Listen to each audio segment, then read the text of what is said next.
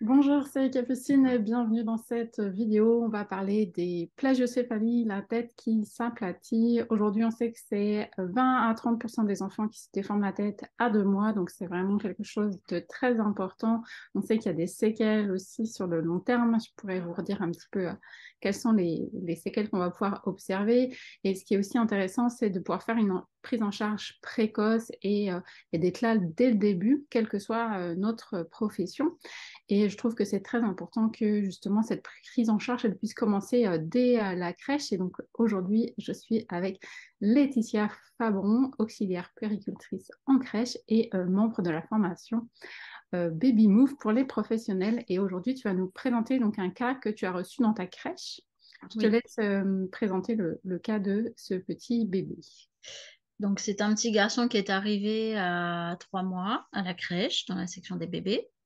Et la maman, en arrivant, nous a expliqué qu'il avait une plagiocéphalie, qu'il était suivi par une ostéo.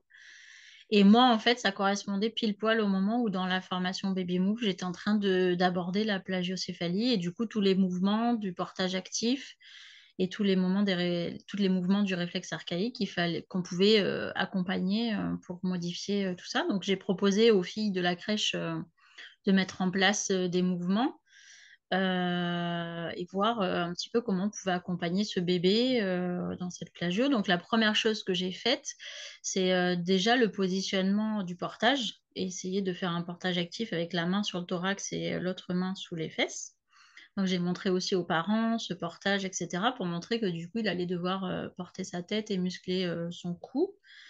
Donc les parents ont très vite saisi ce portage, les filles à la crèche aussi. Donc déjà, on a mis ça en place. Quand on a vu que le bébé, ben, en plus, il aimait bien cette position, je me suis dit, bon, maintenant, qu'est-ce qu'on peut faire de plus? Donc du coup, je l'ai accompagné dans d'autres mouvements. Donc j'ai proposé le Timmy Time en le mettant sur les jambes ou sur le ventre. En fait, j'ai montré aux filles qu'on pouvait s'allonger en le mettant sur le ventre pour qu'ils puissent nous voir et qu'ils puissent, pareil, lever la tête avec les bras bien Ok. posés. Donc, tu as vraiment fait quelque chose de très progressif. Donc, Oui, ça, c'est bien pour développer toute la tonicité de sa tête. c'est ça. Après, du coup, j'ai vu que ben, il se débrouillait pas trop mal et que c'était pas une position qui le dérangeait trop d'être sur le ventre. Donc, on est passé au sol, où j'ai commencé à le mettre au sol, mais c'est pas moi qui le mettais sur le ventre. En fait, je lui faisais faire des retournements et je montrais aux Ok. filles de faire le retournement vraiment avec la main sur le torse et enfin retourner avec les fesses et avec la hanche pour l'aider lui à se retourner tout seul. Et vraiment, j'ai invité les filles aussi quand elles allaient faire le change au moment du change, bah, l'inciter avec les bras, en stimulant les abdos pour que lui il lève sa tête. Alors, il n'est pas trop Mhm. acteur dans ce mouvement-là, mais en tout cas, j'ai invité les filles à l'inciter à le faire et après à vraiment le prendre par les épaules pour l'inciter à se lever lui et à le retourner quand on voulait le changer ou l'habiller, le retourner vraiment avec la hanche pour que lui il soit actif aussi dans ce mouvement. Et donc, petit à petit, on a continué à faire tous ces mouvements-là.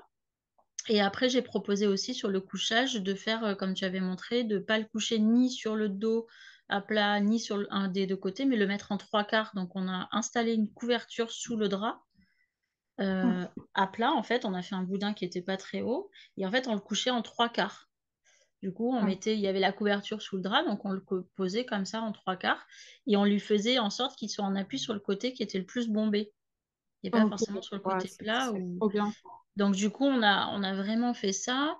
Et après, ben, on l'a mis devant le miroir, sur le ventre aussi, en l'accompagnant. Et du coup, il a commencé à jouer. Et sur le ventre, c'est une position qui, petit à petit, on voit qu'il aime bien, il commence à bouger. Et même quand il est sur le ventre, il commence à lancer sa hanche pour pouvoir se retourner. Donc là, Ok. maintenant, il a 4 mois, parce que c'était il y a un mois où il est arrivé à 3 mois. Là, il a 4 mois depuis le 23. Donc, il a 4 mois et une semaine, quoi. Donc ça fait en 5 semaines, on va dire que ça s'est mis en place tout ça. C'est ce que j'allais te demander. Finalement, en combien de temps tu as pu le mettre complètement à plat par terre? On va dire qu'on a mis pendant une semaine, on a vraiment fait le portage, on a Ok. fait le timmy time et au bout d'une semaine, on a commencé à le mettre au sol et on a changé 15 jours après, on a changé la position dans le lit. Les parents ont suivi tous les conseils qu'on leur a donnés, ils l'ont fait aussi à la maison. Et puis là, on a essayé de le stimuler sur le ventre petit à petit, etc. Donc maintenant, on sent qu'il commence vraiment à se lever. Il a vraiment tonifié son cou, etc. Et puis, ce qui était surtout génial, c'est quand les parents sont allés voir le médecin et l'ostéo. Ils sont revenus et la maman, elle avait les larmes aux yeux en nous disant que il y avait eu vraiment une évolution et que ils avaient remarqué qu'il y avait vraiment des exercices qui avaient été faits et que ça avait été très bénéfique pour le petit et que du coup, là, ils avaient rendez-vous que dans 6 mois parce qu'il y avait vraiment une amélioration nette de la plagio, quoi. Et même moi, je l'avais vu, les parents, moi, je leur ai dit, mais on dirait que le crâne, il s'est un petit peu arrondi. Les parents, ils ont dit, mais oui, oui, nous aussi, on a remarqué que ça avait bougé, que c'était moins plat. Et du coup, voilà, j'avais envie de partager ça parce que je trouve que c'était magique, entre guillemets. C'était vraiment. Et puis j'ai trouvé que c'était très rapide parce que vraiment, moi, j'ai réalisé qu'il est arrivé, il avait 3 mois, ça s'est fait en 5 semaines, quoi. Ouais. Bon, en tout cas, comme moi, c'est vraiment ça que j'ai envie de transmettre. C'est que, tu vois, ça peut aller vite et à chaque fois je vous contacte, toi, qu'on fait des bilans comme ça, je me rends compte que vous arrivez à avoir à peu près les mêmes résultats. Et là, tu vois, on voit qu'en une semaine, tu changes les choses, hop, il acquiert tout de suite la capacité à tenir un plat-ventre tout seul. Une semaine, c'est hyper rapide finalement. Donc, toi, il y a la première chose. Et moi, là où je pense que vous avez vraiment bien fait, c'est que vous avez changé et les habitudes du jour et les habitudes de la sieste, en fait.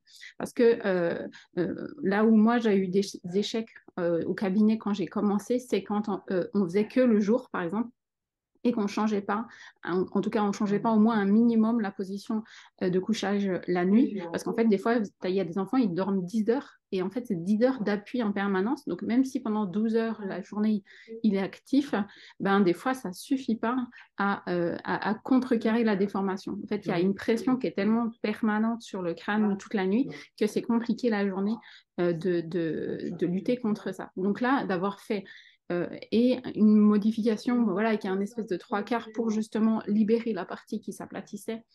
C'est c'est vraiment top.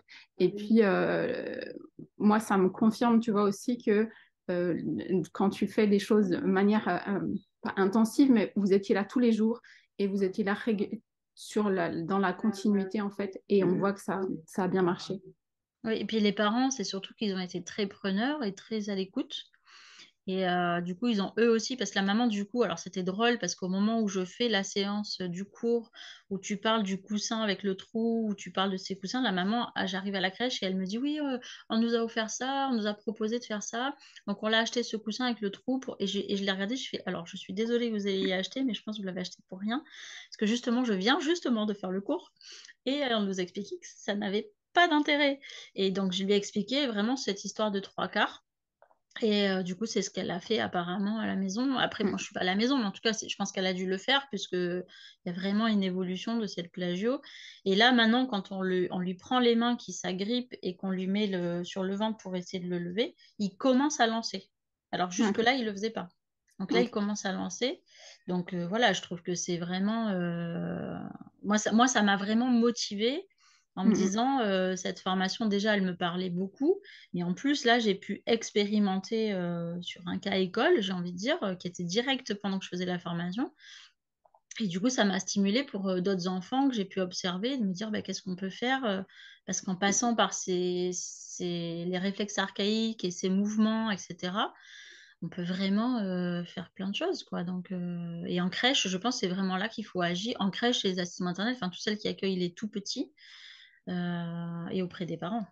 Je vais faire une petite précision hein, pour ceux qui nous regardent, c'est que quand on a une déformation comme ça au niveau de la tête et qu'on commence à modifier voilà, toutes les habitudes pour justement limiter la déformation, puis ensuite retrouver, ça bouge en fait, hein, le crâne il bouge beaucoup et c'est comme on va faire de l'orthodontie sur les dents, d'accord? Si suivant les forces qui sont exercées, on a des modifications. Si on modifie les habitudes, on modifie les forces et donc on a ou pas un résultat. Donc normalement, ce qu'on va observer chez un bébé, c'est qu'à partir du moment où on change les habitudes, on a un arrêt de la déformation. Ça, c'est la première étape qui est importante. C'est un peu frustrant parce qu'on a changé toutes les habitudes, puis ben, on voit, et ça se passe, au départ, on ne se passe pas grand-chose en fait. On voit rien, mais en fait, en vrai, s'il se passe quelque chose, parce que ça arrête de se déformer. Parce que si on laisse les habitudes, moi j'ai vu des enfants qui ont continué à se déformer, parce qu'en fait, les parents n'ont pas mis en place les bonnes choses, donc on a encore la déformation qui s'aggrave en fait. Donc c'est hyper frustrant, mais se rendre compte que déjà un arrêt de la déformation, c'est déjà un signe positif. Et ensuite, comme tu as observé, on va avoir la forme du crâne qui va se modifier. Donc, suivant la gravité de la déformation, tu ne vas pas observer la même chose. Une des premières choses qu'on va pouvoir observer quand on fait demi-tour, c'est que à la base du crâne, tu as l'insertion des muscles. Et donc, comme on travaille beaucoup sur tenir sa tête et développer ce tonus musculaire, en général, on voit une ligne qui bombe à la base du crâne, d'accord? Donc, on voit souvent quelque chose qui bombe à cet endroit-là, c'est-à-dire que les muscles se sont mis en route et qui tirent sur le crâne, d'accord? Donc, on va avoir ça, qu'on va pouvoir des fois observer. Et ensuite, eh ben, effectivement, quand c'est des déformations légères, ça va pouvoir se corriger parfois. Alors, des fois, avec l'œil un peu habitué, on le voit un petit peu, mais quelqu'un qui n'a pas l'habitude, il voit plus du tout que c'est déformé, quoi. Mais en fait, c'est marrant ce que tu dis parce que le bombé, il l'a. Voilà. Il a une espèce du côté où c'était bombé, où c'était pas plat en fait. Il a une légère bosse là. Ouais. Il a un bombé en fait à cet endroit-là. Et c'est ça, Voilà, moi, bah, qui m'a interpellée. Je me suis dit, tiens, il y a quelque chose qui est en train de bouger. Alors, je savais pas, j'avais pas l'info là, que c'était les... voilà, ouais. En tout cas, j'avais observé ce côté. Et le côté plat, bon, c'était pas une plagio trop importante, mais elle était quand même là. Et on observe qu'il y a une légère modification, enfin que ça s'arrondit en fait, c'est moins plat. Ok. Redis-moi sur quelle région tu es? Moi, je suis en Gironde. Gironde. Je suis près Bon, de Bordeaux. Je travaille sur Mérignac, dans une crèche sur Mérignac. voilà. Donc, si il y a des personnes voilà, qui ont envie de travailler avec toi parce que tu souhaites aussi développer une activité voilà, pour pouvoir proposer des consultations et des ateliers, Oui, c'est oui, ça? je souhaite vraiment, par cette formation, accompagner les familles. Voilà, donc s'il y en a qui sont intéressés, je suis disponible Voilà. de Donc, vous accompagner à domicile ou en structure. Voilà. voilà. Donc, je mettrai tes coordonnées donc, Oui, en dessous de la vidéo pour les personnes qui veulent venir travailler avec toi. Et puis, en tout cas, merci pour ce cas clinique très intéressant et qui est bien le reflet de ce qui est possible de faire avec les bébés, en tout cas. merci beaucoup à toi pour cette formation.